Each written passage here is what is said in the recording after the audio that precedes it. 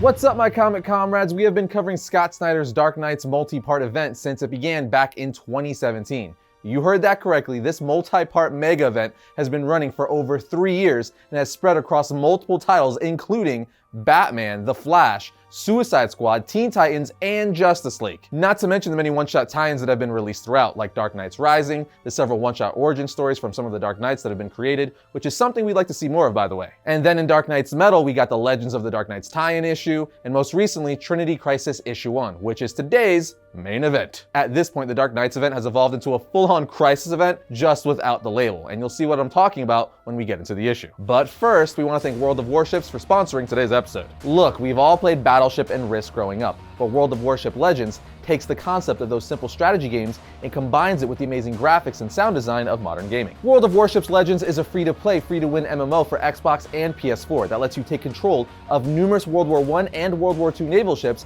and do battle against your opponent in epic brawls. And if that isn't dope enough, the game is currently combining with Transformers, giving you the ability to go to war with Autobot and Decepticon-inspired battleships. And with Bumblebee, Optimus Prime, Rumble, or Megatron as your commander, come on now, that's just ridiculously fun. Go to the description and use our link to download the game and choose your Transformer commander. Your ship will then be tricked out with a skin based on your commander, including recognizable voiceovers for the characters. Also, once you select the bundle, you can get permanent camouflages, containers, and more. Not to mention, each bundle comes with a challenge from the Autobots or Decepticons that give you a shot at special patches. What I'm saying is, this is what I'm going to be doing after we're done here, but don't feel left out. Just click our link in the description, download World of Warships Legends, and meet us on the water. And all new players can also use our invite code to pick up the Tier 2 Premium Ship Aurora, 3 days of premium account access, and 75,000 credits for free, which will definitely get you started right. So again, use our link to download the game now, and we'll see you on the sea. But now, let's find out what craziness went down in Dark Knight's Death Metal Trinity Crisis, Issue 1.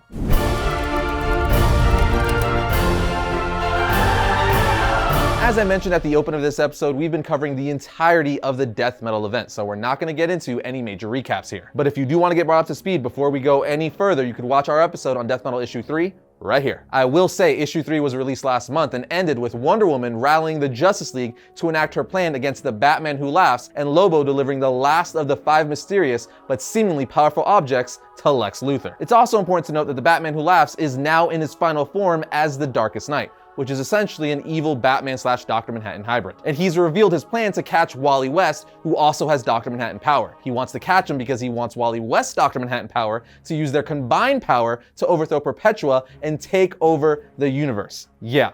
Like I said, there's a lot going on. If you're also confused about Wally West having Dr. Manhattan's powers, he recently gained his power in the Flash Forward storyline after sitting in the Mobius chair, which Dr. Manhattan himself had imbued with his powers just before he died. Again, it's a long story, but you can get all the details on that in this episode right here. But with all that covered, it's time for Trinity Crisis to take the baton. So let's see where this comic takes us. The issue opens up with a look at DC's 3 big Crisis events: Crisis on Infinite Earths, Infinite Crisis, and Final Crisis. And as we see these awesome splash pages showing us 3 Crisis events, the captions begin to read, "Crisis. The word alone commands attention like no other. For what is a crisis if not a moment of absolute breakdown when everything is called into question?" All right, so right off the bat, you can start to see why we think the Death Metal event has evolved into a new Crisis event without the label, but more on that later. But just to give you a simple overview of each crisis involved here, Crisis on Infinite Earths essentially destroyed all the multiverse and blew massive holes in DC continuity. Infinite Crisis then brought back the multiverse, but the heroes didn't know about it. And lastly, Final Crisis made the heroes aware of the multiverse again, which they used to defeat Darkseid. Collectively, each of these events had huge effects on DC continuity,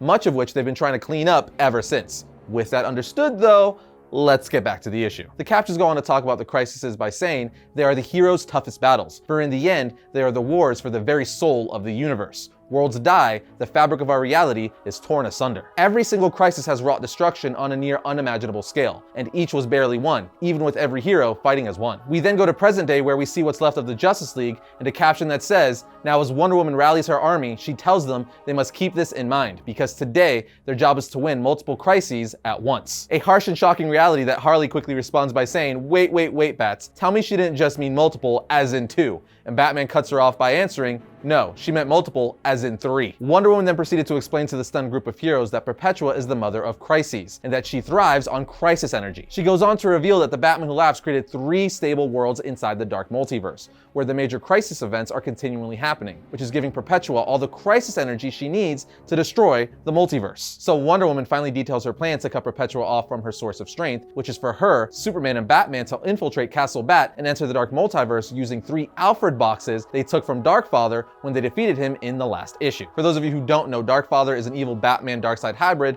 who was keeping Superman chained to the anti-life machine. Anyway, you might be asking, how exactly do they plan to carry out this insane plan of breaking into Castle Bat? First, that's a very good question because it seems bat crap crazy. But the answer is they plan to use Jarro, the most powerful psychic in the DC universe, to cloak their presence and let them sneak past all the evil Batmen undetected. I mean, sure. It's gonna be fine. She also tells Swamp Thing, Harley, and a zombie-looking Jonah Hex that they're coming with them to the entrance of the castle to look after Jarro on the outside. Hex then says to Wonder Woman, "No offense, but you really think you can block that many minds?" And Jarro jumps in and replies, "I'm the greatest psychic in the universe. Of course I can block them all." But then quickly turns to Wonder Woman and asks, "I can, right?" This is also the beginning of some consistently funny back and forth between Hex and Jarro. Anyway, Wonder Woman and Mr. Miracle continue to reassure Jarro and the rest of the group by showing them a psychic amplifier designed by Mr. Miracle that he'll be using to make his cloaking the 3 heroes even easier. Which just makes Jarro mad when he sees it's basically a big jar. And if you don't know the backstory on Jarro, he hates jars. Anyway, Hawkgirl then speaks up and says, "Diana, that realm, we should all go together as the League." But Wonder Woman tells her that if they hope to have any chance of breaching Castle Bat, they must use stealth. And even with the psychic amplifier, that would be way too many people for Jarro to cloak. Jarro then responds, "No one tells me what I can and can't do." But yeah,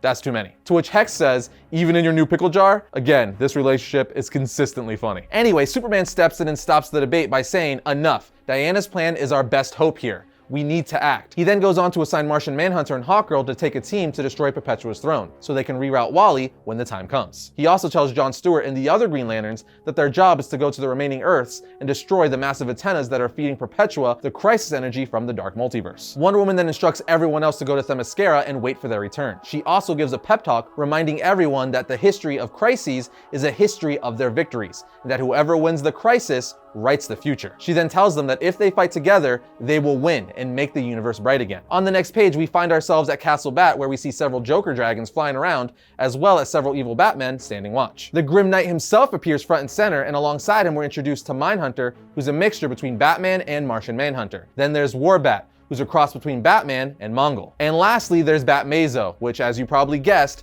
is Batman with all the powers of a Mazo.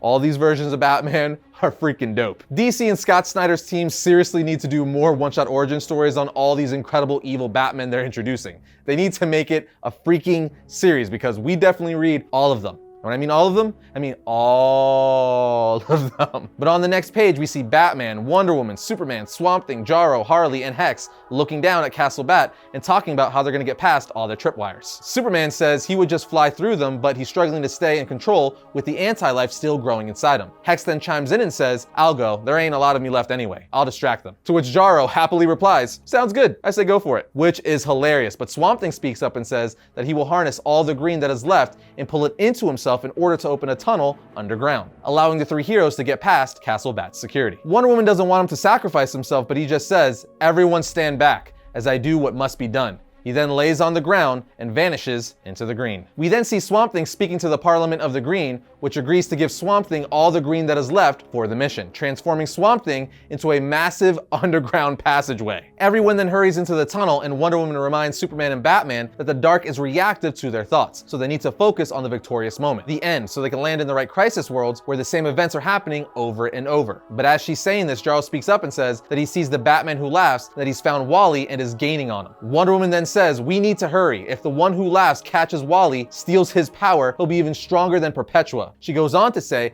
he'll simply shut down the crisis worlds altogether and we'll be lost. Shortly after this, we see them reach the end of the passage, with Castle Bat just on the other side of the wall. Wonder Woman then asks Superman to use his X-ray vision and see if there are any Dark Knights lurking on the other side. But remember, Supes is still jacked up by the anti-life equation, so when he tries to use his X-ray vision, his heat vision comes out instead, and the walls come crashing down, bringing them face to face with a new batch of crazy Dark Knights. We don't get details on all of them, but over the next few pages, we do learn about 3 of them. The first being Ark, who is an evil Batman that has somehow merged with all the villains from Arkham Asylum. We then find out that Pearl is actually a Dark Multiverse Martha Wayne inside a Bat mech suit. That's right, it's Batman's freaking mom. And lastly, we find out that Cole is the Dark Multiverse daughter of Batman and Wonder Woman. And the heroes have to now find a way to get past these shocking revelations and battle them back.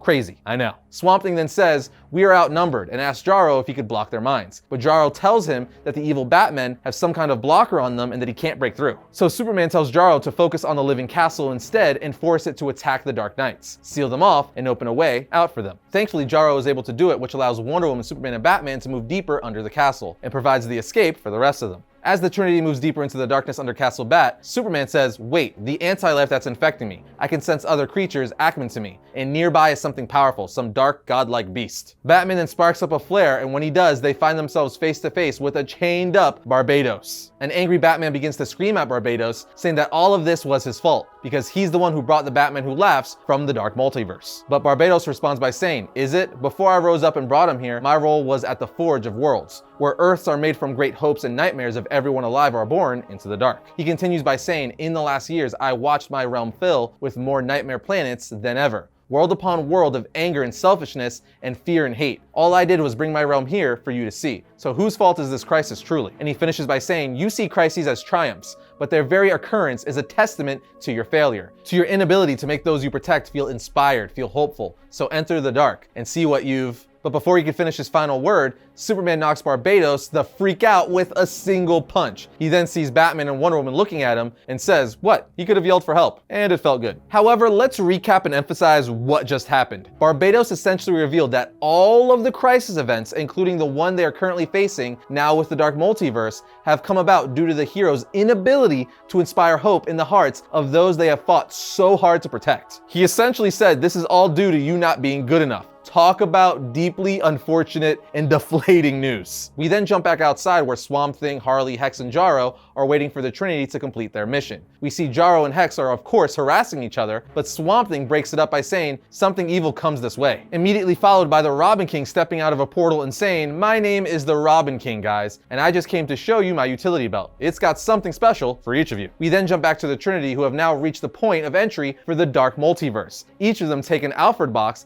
and after a quick pep talk, leap into the darkness. We then go back to the team outside who's under full assault from the Robin King. The Robin King starts by attacking Swamp Thing with a batarang shaped as an R, and he says it stands for rot. And the reason it stands for rot is because he coated it in the blood of Anton and Abby Arcane, who of course are the avatars of the rot, which destroys the green. That being the case, it begins to destroy Swamp Thing as soon as it pierces him. Hex then turns to Jarro and asks, can't you do anything, Jarfish? But Jarro responds by saying, I'm trying, but the little punk has defenses against me. The Robin King then goes on to wreck the entire team and even obliterates Jonah Hex with a special bullet that eats away at his tissue. So in a last-ditch effort to survive the attack and buy themselves some time, Swamp Thing uses what's left of his strength to pull the wall down on the Robin King, but seals the pathway back in the process, effectively leaving the Trinity stranded. We then go back to Wonder Woman, Superman, and Batman as they're approaching each of the crisis worlds. Superman says, it's working, I can see Darkseid, as he's lost. I'm almost there. Batman then follows by saying, and I see the Anti-Monitor right at the moment we brought him down. But as he's finishing his sentence, we see him land inside the world where the Crisis on Infinite Earths is happening over and over. Batman then looks around confused because immediately after he lands, he becomes surrounded by some kind of being that could shapeshift and is all over him. Batman then starts screaming, get off me, where's the Anti-Monitor? And when he says that, the strange being says, why, I'm right here, Batman, don't you recognize me? As a childlike Anti-Monitor reveals himself. On the next page, we see Superman land in the final Crisis world to also find the state of things very different from how they should be. He looks around and says, this is all wrong, only to immediately be confronted by the crazy Dark Multiverse Darkseid with tusks on his face. Things are getting real crazy. We then go to Wonder Woman, who has landed in the Infinite Crisis and is looking around saying, I don't understand, this isn't right. I don't remember this happening in the Crisis. And as she's saying this, we see someone fly up behind her responding, that's because it didn't, Diana. We are then taken to another big splash page where we see very different endings for each of the Crisis events, while the mystery narrator says in captions, and all at once I see it in her eyes, the gravity of the word crisis. Suddenly she understands what I told you earlier. There are moments when everything can change in an instant, and the one who laughs sent us ahead to change these worlds, make new endings for the stories. The Anti-Monitor, Darkseid, and me. He goes on to say, we have shaped them into a new history, the right history, the one that should have happened. Then the last page of the issue finally reveals what we all suspected at this point, as we see the narrator is in fact Superboy Prime, who finishes by saying, "On these crises worlds, Wonder Woman, you lost." And then the comic ends. This is an insane cliffhanger, people. So many new characters and possibilities are introduced in this issue, and they're just slightly touched upon. And now there's just so much in the air. It's pretty crazy. The one concern is that Snyder and the rest of the writing team is making a lot of promises that I just hope they're able to keep down the road. In other words, they are setting up and or introducing a lot of things that us, the readers, are going to want more backstory, detail, and resolution for. So in the end, are they going to have time to do that? So I guess we're just going to have to wait and find out. But one thing's for sure, we need some more one-shot origins for the Dark Knights, like Martha Wayne Batman. Come on. Who doesn't want to know more about that one? I want to know more about that one. But then you have Batman with the power of Martian Manhunter. That is all kinds of awesome. Everyone knows that Martian Manhunter is one of my favorite powerhouse characters. But then you even have the evil daughter of Batman and Wonder Woman, Cull. Again, a lot of these characters are just way too interesting to pass up. And you better believe that if they do give us their origins, we'll be right back here to give it to you guys. But then there's the big reveal and return of Superboy Prime. DC fans have been begging for the return of this character for a very long time. So it's insane to finally have him back. Leave it to Scott Snyder to be the one to finally bring him out of the toolbox. Then there's the fact that the story is possibly turning into the Crisis to end all crises. They are clearly looking to tie up loose ends here and possibly close out the Crises era for DC, period, and set things on a new path going forward. So no matter how you slice it, there's going to be big pieces landing throughout the next several issues. In fact, over the next couple of weeks, we are getting 2 more tie-in issues before Death Metal issue 4's release in October, with the first one being titled SPEEDMETAL, and it's going to bring us up to speed, pun intended, on where Wally is and whether he gets caught by the Batman who laughs. And of course, you can count on us covering that issue as well. But as always, now it's your turn. Let us know what you think of DC's Death Metal and this issue of Trinity Crisis in the comment section down below. That does it for today's episode, my comic comrades, but remember to click our link in the description to download the World of Warships Legends, and if you dig today's episode, be sure to check out this one right here. Other than that, I'll see you guys next time when I talk about all things comics.